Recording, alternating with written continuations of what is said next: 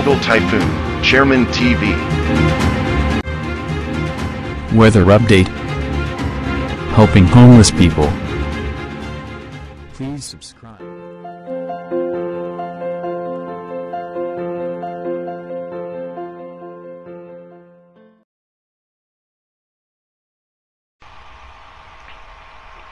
Magandang umaga po. Ito po ang latest update natin para nga po dito sa minomonitor nating dalawang low pressure area.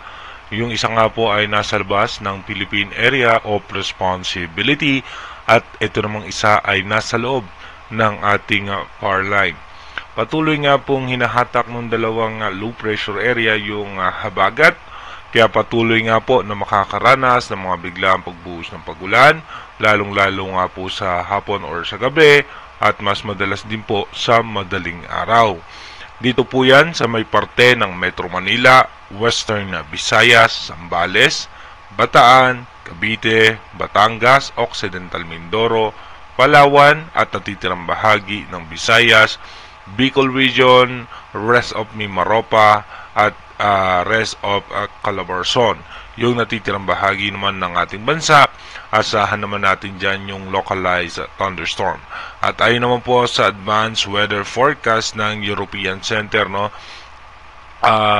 sa ngayon nga po, mababa po ang tsansa na magkaroon ng bagyo na tatama sa ating bansa hanggang sa susunod na linggo. At posible nga po may mga mabubuo pang panibagong mga sama ng panahon, pero ito nga po ay maghahatak o magpapalakas lamang sa habagat. Mababa ang tsansa nito na tumama sa ating bansa. Dito po sa ating rain map animation, mapapansin nga po natin, mamaya nga pong alas 10 ng umaga, asahan natin na magiging makulimlim ang kaulapan ng western section pa rin ng northern Luzon. Asahan pa rin po natin na magiging maayos at maganda ang lagay ng panahon ng eastern section ng ating bansa. Pagdating naman po ng alas 3 ng hapon, maayos at maganda pa rin po ang lagay ng panahon. Meron lamang po tayo mga isolated rain shower sa may western section ng Luzon, even Metro Manila at Mindoro provinces at western section ng Visayas at ng Zamboanga Peninsula. Pagdating naman po ng alas 6 ng gabi, sa ngayon nga po, wala pa naman tayo nakikitang posibleng malalakas na pagulan. Asahan lamang po natin, may mga biglaang pagbugso ng pagulan sa western section ng Northern Luzon, Palawan at sa Mindanao. Asahan din po natin na magkakaroon ng thunderstorm sa may Metro Manila. Pagdating naman po ng alas 10 ng gabi mamaya, asahan naman po natin na makulimlim ang kaulapan na may kasamang mga pag-ambon-ambon or mga biglaang pagbuhos ng mahihina at katamtamang pagulan sa may Northern Luzon, Metro Manila, dito po sa may Visayas at sa may Mindanao. Dumako na nga po tayo sa ating advanced weather forecast. Dito po sa ating advanced weather forecast, bukas nga po ng alas 8 ng umaga, asahan pa rin po natin itong dalawang sama ng panahon ay patuloy na humahatak sa habagat at mababa naman ang tsansa ng mga posibilidad ng pag-ulan. Pagdating naman po ng alas 2 ng hapon, may mga tsansa na po ng mga mahihina at katamtamang pag-ulan ang western section ng bansa at pagdating po ng gabi, kaunti lamang po yung mga posibilidad o tsansa ng pag-ulan sa ating bansa. Pagdating naman po ng August 8 ng alas 8 ng umaga, ganun din po mahina o mababa ang tsansa ng mga pag-ulan. Pagdating naman po sa hapon, medyo tataas po yung posibilidad ng pag-ulan dahil po sa habagat. Kung mapapansin nyo nga po, itong hangin na yan, ayan po yung habagat na hinahatak nga po ng isang sama ng panahon na nasa labas ng Philippine Area of Responsibility at itong low pressure area na nasa loob ng ating power line na mababa pa nga po ang tsansa na maging tropical depression o isang bagyo. Pagdating naman ng alas 8 ng gabi, tataas din po ang posibilidad ng pagulan pa rin sa western section po ng bansa. Pagdating naman po ng August 9 ng umaga, ito pa rin po yung ating low pressure area at asahan natin sa umaga mababa ang tsansa ng mga posibilidad na pagulan Pagdating po ng hapon, tataas po yung tsansa ng pagulan sa western section ng Luzon, kasama na rin po ang southern Luzon at ang Zamboanga Peninsula. Pagdating naman po sa gabi, dito nga po yung low pressure area natin ay bababa ng bahagya at yung pagulan ay asahan po natin may mga tsansa po no, ng may hina at katamtamang pagulan sa may parte ng Luzon at sa may parte ng Visayas.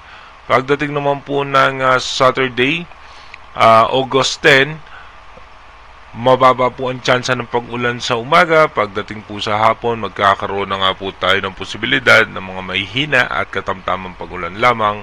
Pero pagdating po ng gabi, asahan po natin mababa po ang mga posibilidad ng pag-ulan pagdating po ng gabi ng August 10. Pagdating naman po ng August 11 ng umaga, dito nga po, kung mapapansin natin, kakapal po yung mga kaulapan na dala-dala nitong habagat. Pagdating naman po ng hapon, asahan natin magkakaroon po tayo ng mga posibilidad na malalakas muli na pag-ulan at habang merong panibagong sama ng panahon na mabubuo dito nga po sa labas ng ating Philippine Area of Responsibility. Pagdating naman po ng gabi, tuloy-tuloy nga po, no, asahan natin magkakaroon ng mga pag-ulan by August 12 po yan. Pagdating naman po ng August 13 ng umaga, kung mapapansin nga natin, dalawang posibleng sama ng panahon muli ang nasa labas ng Philippine Area of Responsibility. Dito naman po, mapapansin natin yung paghatak pa rin yan sa habagat na posibleng magdulot nga po yan ng pag-ulan sa ating bansa.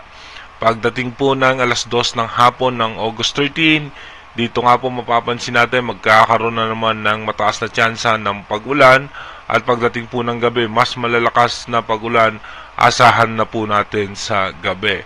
Pagdating naman po ng August 14 ng umaga, dito po may mga posibilidad na rin po ng pag-ulan at pagdating naman po ng alas 2 ng hapon ng August 14, no, mataas po ang posibilidad ng mga pag-ulan at pagdating po ng gabi, ganun pa rin po may mga mas malalakas na pag-ulan dito nga po sa ating bansa. Pagdating naman po ng August 15 ng umaga, dito po bahagyang hihina yung mga posibilidad ng pag-ulan at pagdating po ng hapon, tataas muli ang posibilidad ng malalakas na pag-ulan hanggang sa pagsapit po yan ng gabi.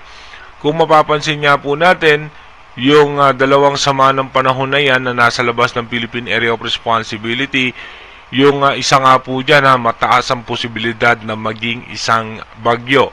Dito nga po, ang kagandahan lamang po, ito po'y mababa ang tsansa na pumasok sa ating bansa o mababa rin po ang tsansa na tumama po yan sa kalupaan sa ating bansa dahil posible pong dumiretso yan sa parte ng karagatan ng Japan.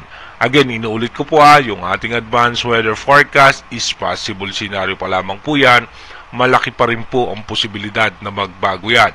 Kaya manatili kayong tumutok sa ating advanced weather forecast para malaman po natin yung mga posibleng sama ng panahon na makakaapekto sa ating bansa.